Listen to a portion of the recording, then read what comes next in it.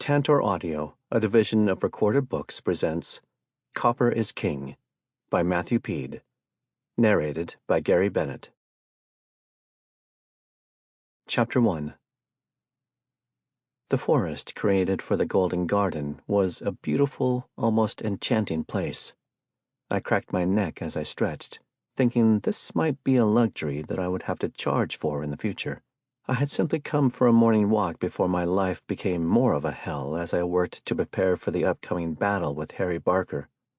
Coming to a tree that was growing some sort of fruit, I reached up and grabbed up.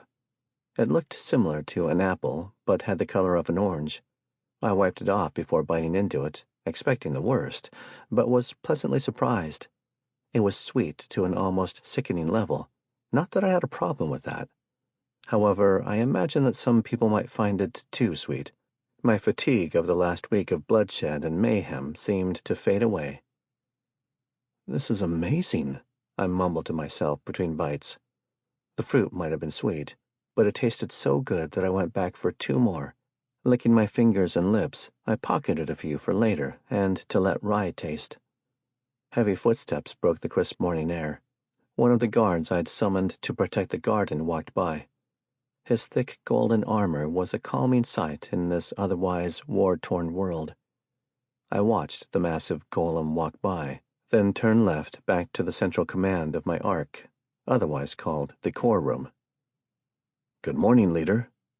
"Morn, boss." I waved to the people who greeted me as I walked through the passages.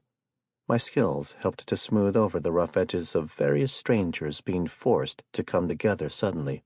There were still ruffled feathers at times, but the guards and militia were keeping everyone in line. The militia was a group that Laura had made from survivors. The best policy was for humans to patrol themselves. If the guards were the only ones keeping order, some might come to think of me as a tyrant. Not exactly my first choice, but I knew of plenty of instances in history when a tyrant was needed more than a saint. For now, however, Laura was doing her best to keep me looking saintly. Walking into the core room, I spotted a golem that had been created to help me manage the garden. She had an interesting personality, but I knew that she was looking out for me and the garden. I left everything in her hands when I left the garden. "Good morning, Tara." "Good morning, Master," Tara replied, bowing sort of like a maid might. I walked over to the room's central column, a red crystal pillar that had magical symbols I doubted I would ever understand engraved all through it. I could technically access the controls for the garden anywhere I wanted within the garden, but something about coming to this spot of power made it feel a tad bit more real. "Have you seen Alyssa?" "I believe she is located on Ingerto Island." I nodded and pulled up the menus. "Could you have one of the guards tell her to come here? I needed to discuss with her what she thought would be the best course of action." Maps of the world still correlated with the world around us, but everything had been cut up into zones.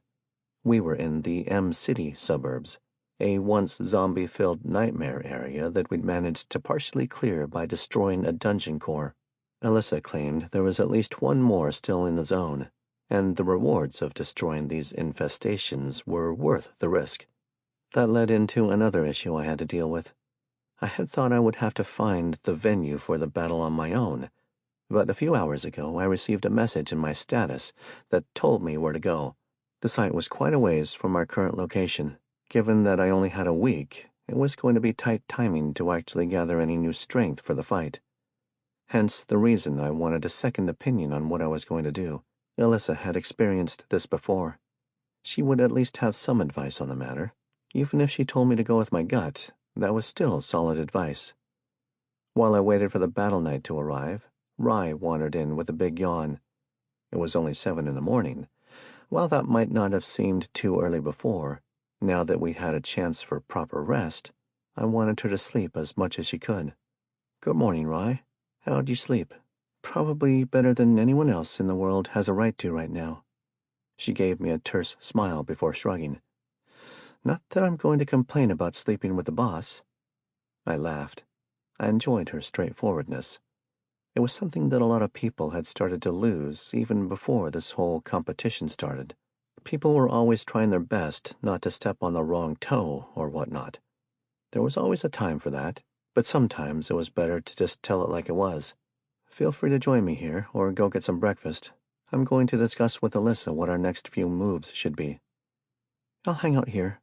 She gave me a quick peck on the cheek before she moved over to where Tara stood. Hi, Tara. How's it hanging? Properly in the sky. The Golden Garden has not moved yet. Tara's deadpan look made the comment even better. That's not... You know what?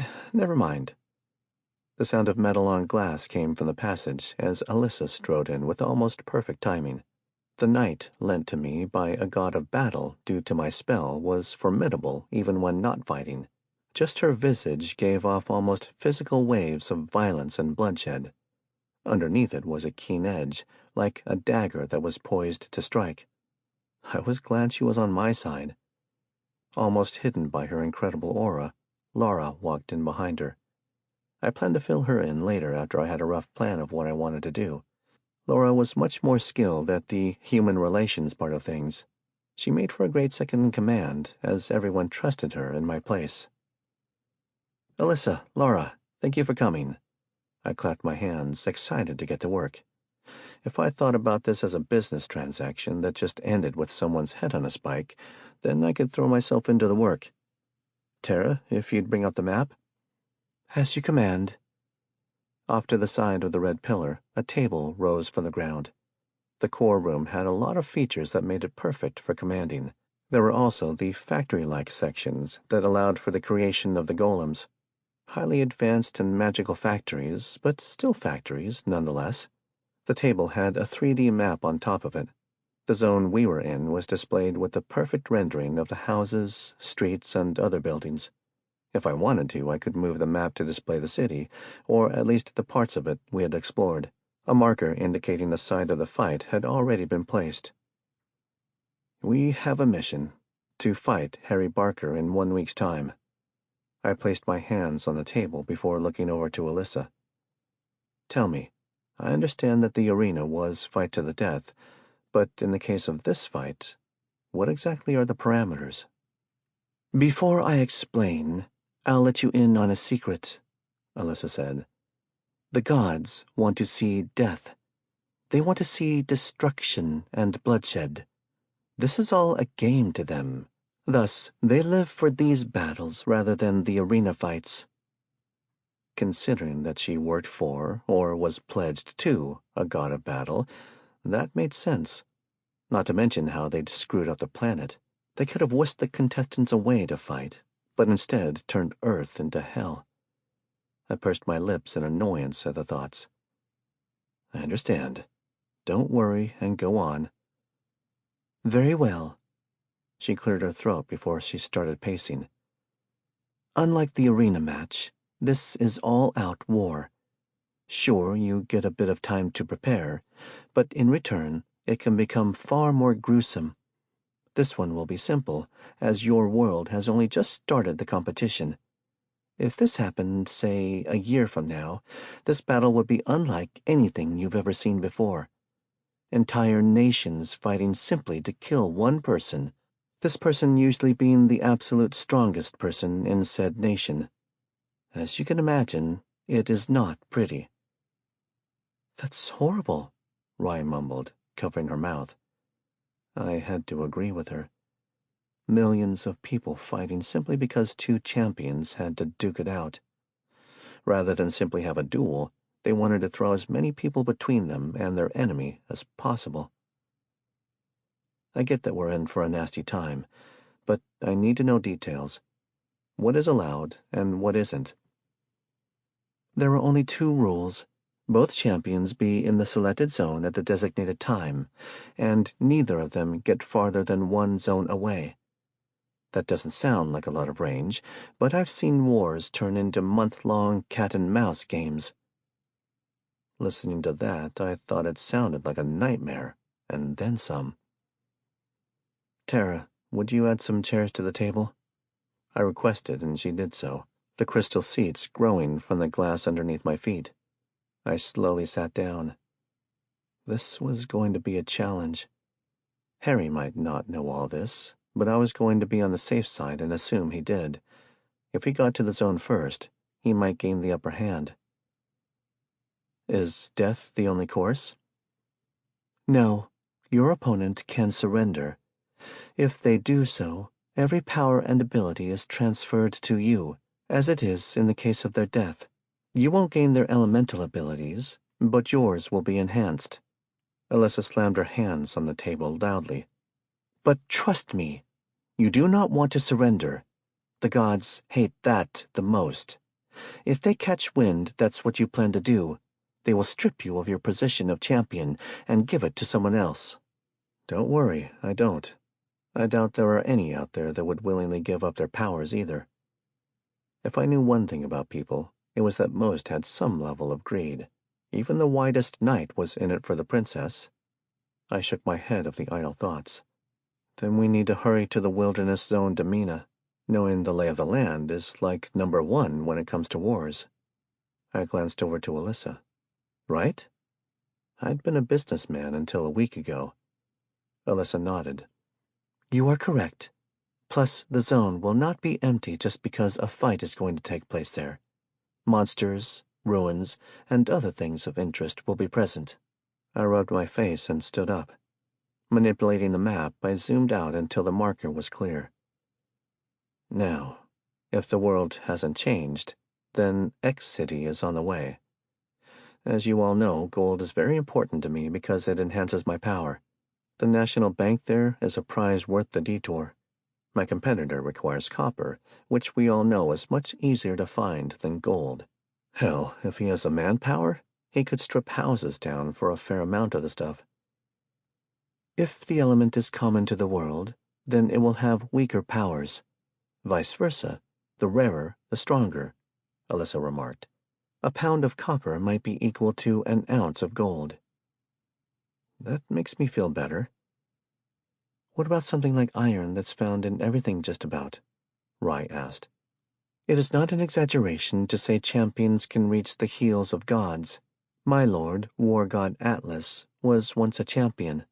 He slayed his patron and gained the right to join the other gods. Wow. A man had managed to slay a god. Not what I expected to hear this morning, but interesting either way.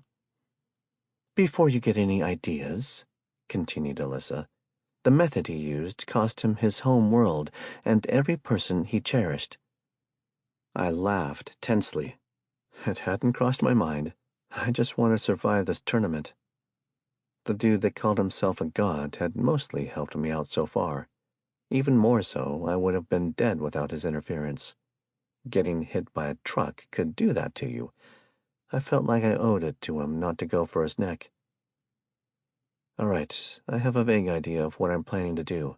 I looked over to Alyssa and stared into her crimson flame-filled black pool eyes. Is there any advice that you'd like to give me before I start? Build an army, she replied instantly. You have a good understanding that you can't do everything yourself. The more trustworthy people you can find, the stronger overall you will be. One of the strongest misconceptions most champions have is that they can only be killed by another champion hosting as many powers as they are. This is false. I have seen many souls blotted out by the lowly maid or servant that had nothing more than a blade. These were lucky shots made on the field of battle by the soldier who was fighting for his family against one that would call themselves a king. I had nothing to say to her advice. She was totally right. I was powerful, and some part of me had been thinking that only I could kill Harry, as well as that he was the only one who could kill me. I decided to engrave her words in my brain, my very soul. Strengthening everyone with me also brought me some confidence that I was on the right path. I felt a hand in mine. Rye had taken it and was smiling.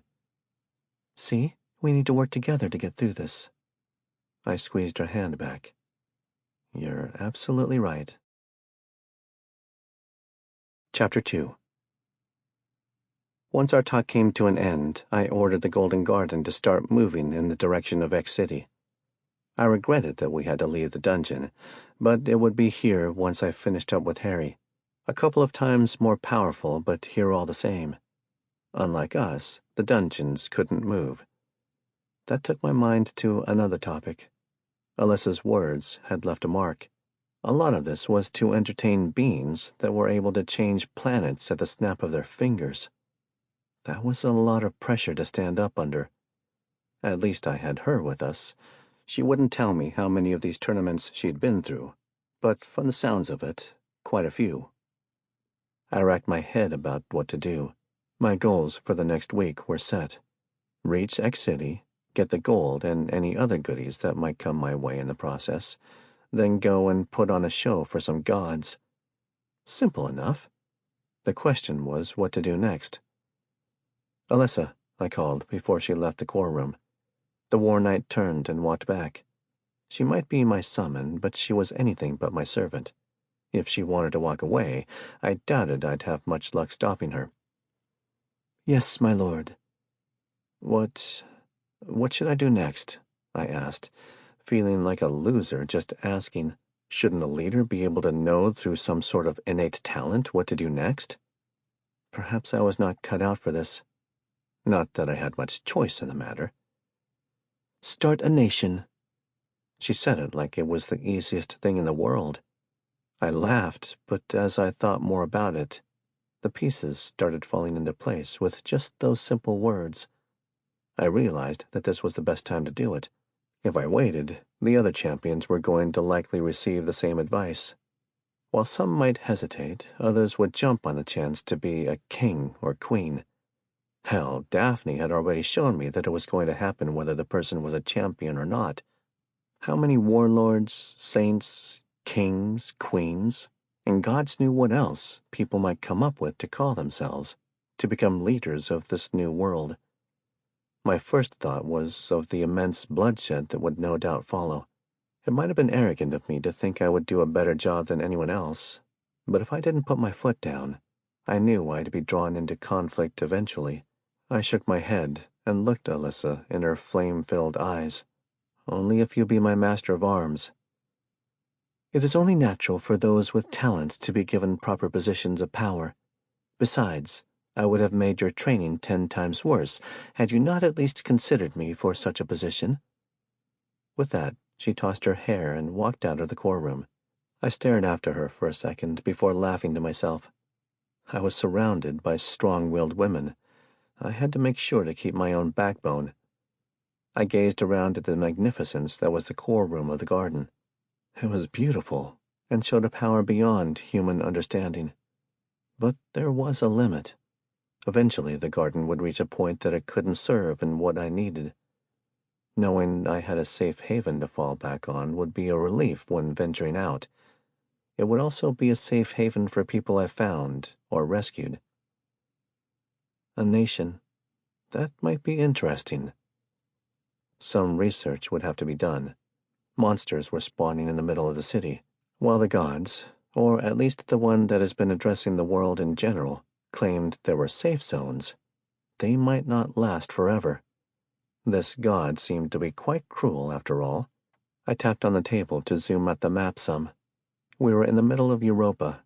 Since it looked like the physical distance of everything was the same as before the change, by my estimates, we were about 100 kilometers from the capital of Britannia. We'd have to cross the Strait of Duncan to reach the mainland, but that would open up the rest of the world. I couldn't even imagine what the other parts of the world might be going through right now. "What are you pondering, Master?" I looked up from the map to see Terra. "Not all that much. This country of Europa would be ideal for a nation, since it's an island nation. With the garden, I would be able to manage it all fairly easily. I'm just torn about whether the inhabitants would accept me as a leader, considering the fact that I was an immigrant before this all went down. I had literally moved here a few weeks before all this on a job prospect with a large company. Technically, I wasn't even an immigrant, as my visa hadn't fully cleared yet." "I'm sorry, but does any of this matter?" Terra asked, somehow showing a confused face without actually changing her expression. "This world, its nations, aren't exactly kind to outsiders." "Would you still hate a man from another nation, even if he saved you from the jaws of a Killinara?" Not sure what that is, but maybe. Then your planet is doomed to war for the rest of its days. With that, Tara turned and walked back over to the central pillar and began accessing the garden's magical systems. Complex diagrams and other data feeds that looked like they were straight out of a science fiction movie moved around her in red menus. I chuckled at her comment. She was probably right. Our history of war was as old as time for us. Most of our religions had someone killing someone else, usually a family member because they had something the other wanted. It was a real shitstorm. Yeah, we're fucked. I spent a few hours going over the few buildings I'd had constructed. If there was one thing I was really starting to love, it was the fact that as long as I had the mana, most things related to the garden happened nearly instantaneously. With my new spires, that was easy as pie, considering I could flip the auto drain for just a few seconds and get a couple 100 points of mana. Thanks to that boon, I had made some improvements. With Laura and Tara's help on the project, we turned a section of the Ingerto Island into a small town that could hold a few thousand people. They might be crammed into the place like sardines, but at least they had something few people could claim: safety. We accomplished this by building a few dozen lodges. I wasn't about to start playing favorites by building individual housing anytime soon. That would just lead to infighting. My own personal chamber was likely to cause trouble eventually, but I wasn't about to give that up. I had earned it, damn it. From there, Laura suggested giving people things to do. Alyssa and I were planning to create another standing army separate from the militia.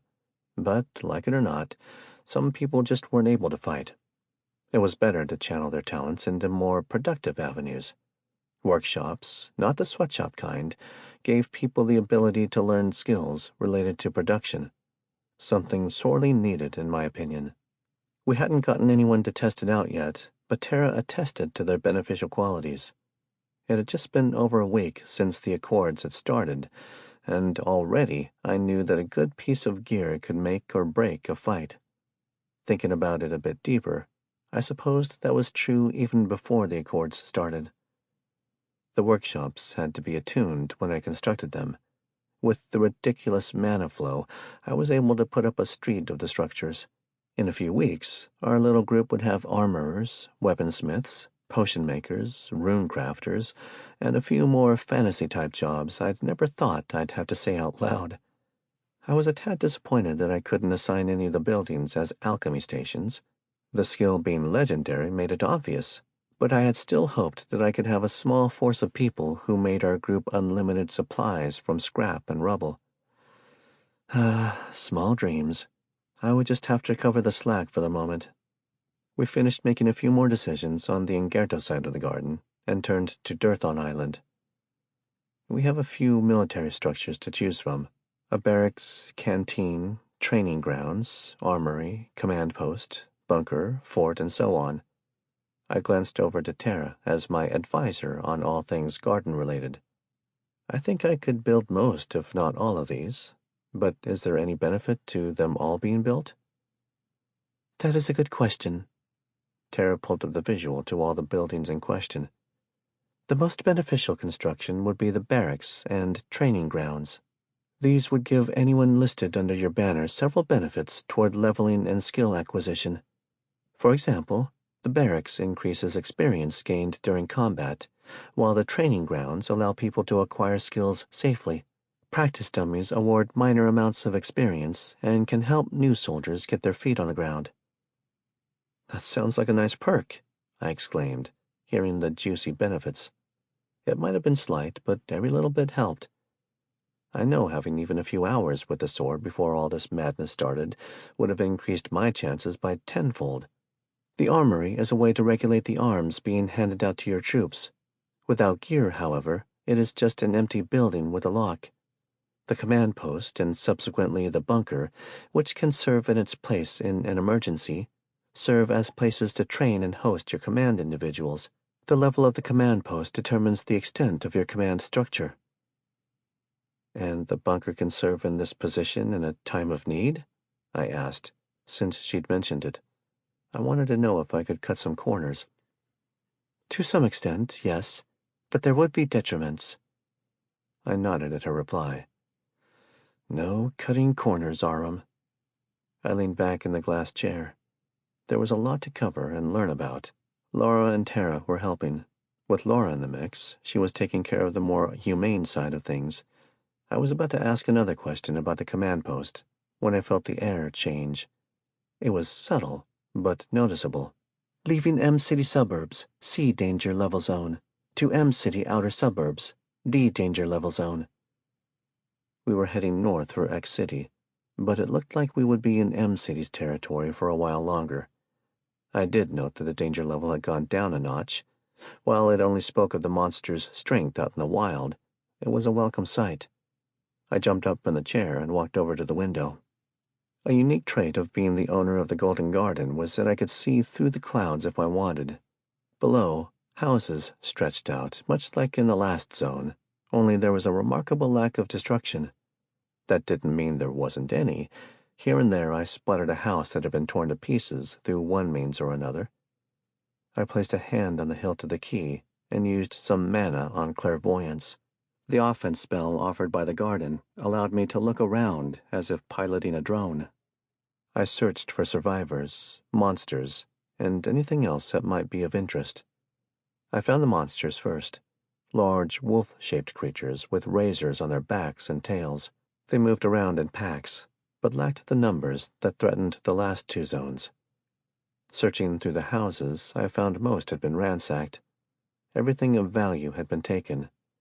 I found only a few traces of fighting, however, which raised my spirits that there might be a functioning survivor camp, or at least a group that was competent enough to deal with the monsters and not enslave everyone they came across. I found what I was looking for a few minutes later. On the far edge of the zone, I found a post-apocalyptic/zombie horror camp that had been set up. Sheet metal with hastily constructed barricades were erected around a supply store. One of the massive places had dozens of kinds of heavy equipment for sale. Part of the property had been walled off with concrete walls before the Accords began. The survivors had turned it into a bona fide fortress. Moving my vision through the camp, I was able to get a head count of between 1,000 and 2,000. It was hard to count people when they were moving around doing tasks and jobs. The spell faded as it reached the end of its life. I could easily spend another 200 mana to cast it again, but there had been dozens of ability users in the camp. I preferred not to cause them to think that they were under attack. I called for the others. I wanted to go down and meet this group. Maybe not to bring any back to the garden, though that would be greatly beneficial, but to talk and see if they needed supplies. Moreover, I wanted to see if they had anything that might be useful to us. Skill books, items, and anything else that I might replicate with my alchemy skill. Unlike my group that had access to basically limitless food thanks to me, the survivors wouldn't use skills rashly that might be traded for supplies in the future. Even low-rank skills might have been of high value to them. Looking into my storage at a stack of low-class skill books that I had myself, I knew I could potentially make myself very popular down there. Chapter 3. With Tara in control of the garden, a small team of us made our way to the surface. I wasn't going to risk going on my own. I had already been taught several times by this world just how weak I was in the grand scheme of things. Plus, having a group with me would make anyone think twice before doing something, how should I say, rash. Tara had already told me that if she found me to be in danger, she would drop the garden right on top of the enemy and unleash holy hellfire in the form of a battalion of ground units. Looking around at the group, I made sure everyone made it in one piece. The teleporting part of the garden was one of its best advantages, but I preferred not to accidentally put one of my members into a wall.